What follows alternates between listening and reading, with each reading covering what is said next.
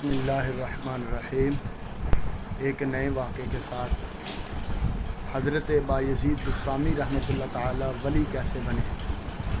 حضرت بایزید بسطامی رحمۃ اللہ تعالی فرماتے ہیں، میں نے کئی سال اللہ کی عبادات کی اور جنگل گائے اور اللہ کی بارگاہ میں سجدہ ریزی کرتا رہا، مگر وہ مقام اور وہ مرتبہ نہ ملا جو ایک رات کے اندر مل گیا۔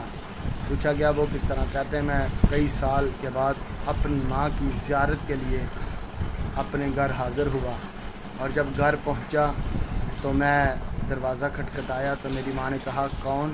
تو میں نے کہا آپ کا بیٹا بایزید آیا ہے۔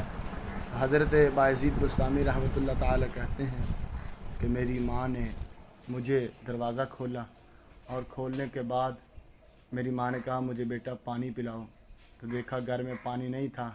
حضرت بایزید بسطامی رحمۃ اللہ تعالیٰ کہتے ہیں میں جب پانی لینے کے لیے گیا تو واپسی آیا، میری ماں سوئی ہوئی تھی۔ یعنی اپنی ماں کو جگایا نہیں بلکہ سرانے لے کر پانی کھڑا رہا۔ جب صبح تہجد کے وقت میری ماں اٹھی تو اسی پانی سے وضو کیا اور دعا کی، فرمایا یا اللہ میرے بیٹے نے آج مجھے راضی کر دیا ہے اور تم بھی راضی ہو جا۔